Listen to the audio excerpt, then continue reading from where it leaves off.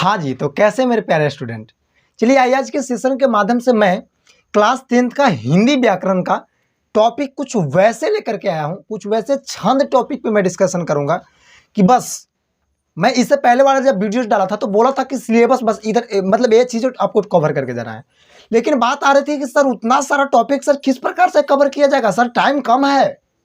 तो भैया मेरे दादा मेरे उस चीज को भी कटअप किया गया है, यानी कि काटा गया है, उस चीज को भी अलग किया गया है कुछ चीजों को हटा करके, और सिर्फ 10 टॉपिक, सिर्फ और सिर्फ आपको 10 टॉपिक पढ़ करके जाना है बोर्ड एग्जाम में और तहलका मचा करके आना है हिंदी में। चलिए आइए वो 10 टॉपिक कौन है, मैं उस चीज को देखने का प्रयास कर रहा हूं। सबसे पहले आप एक प्यारा सा स्क्रीनशॉट ले लीजिए, इसके बाद मैं इसको डिस्कशन करने का काम करूंगा कि कैसे पढ़ करके जाना है। चलिए यहां पे लिखा गया है कि बस इतना पढ़ लो, बस इतना पढ़ लो for class 10th in 2024 exam.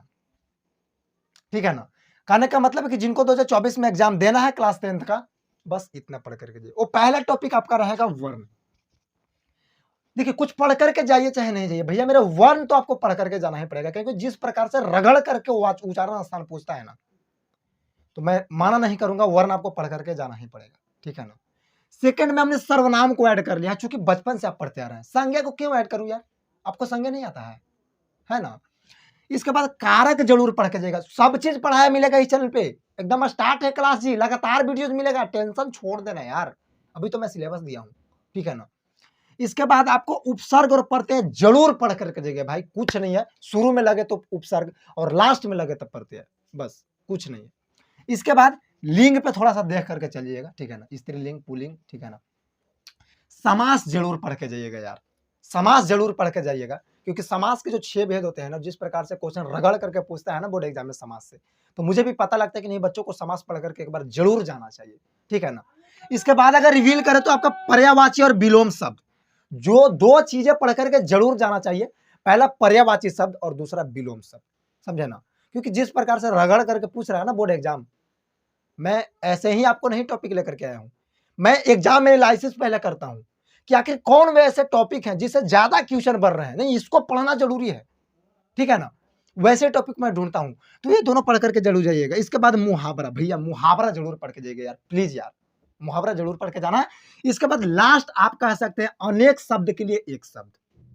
ठीक है ना, जैसे जैसे जो पीछे जन्मा हो अनुज, जो आगे जन्म लिया हो अग्रज, जो भगवान को मानता हो आस्तिक, जो भगवान को नहीं मानता हो नास्तिक, समझ रहे हैं ना। 9 2 11 हो जाना, भाग जाना। ठीक है ना, आंख मारना, इशारा करना। तो देखिए मुहावरा आप जरूर पढ़ करके जाइएगा प्लीज। ठीक है ना, कुछ ज्यादा नहीं होता है। इसके बाद अनेक शब्द से एक शब्द भी पढ़ करके जाइएगा। ठीक है ना, वो तो मुहावरा वगैरह हुआ, अनेक शब्द से एक शब्द भी पढ़ करके जरूर जाइएगा। तो यही सारा टॉपिक था, कुछ विशेष टॉपिक नहीं, सिर्फ आपको हमने बोला 10 टॉपिक। और सब्जेक्टिव की बात करें तो सिर्फ 2, एक पत्र और एक निबंध, जिसका वीडियो आपको मिलेगा भाई, इस पे ही मिलेगा, इसी चैनल पे मिलेगा, कि बस इतना पत्र में पढ़ करके जाना है और इस प्रकार से पत्र आपको तैयार करके जाना है। इसके बाद बोर्ड एग्जाम में गर्दा मचा करके आना है। ठीक है ना।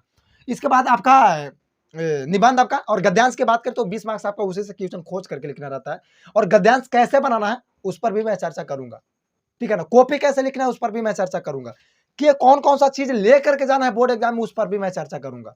ठीक है ना, तो बिल्कुल टेंशन नहीं लेना है, आराम से आप पढ़िए, और लगातार मैं पढ़ाने का भी प्रयास कर रहा हूं। मिलते हैं नेक्स्ट टॉपिक को लेकर के नेक्स्ट वीडियो में, तब तक के तमाम को जय हिंद, वंदे मातरम, मस्त रहिए, स्वस्थ रहिए और मन लगा कर पढ़ाई करते रहिए।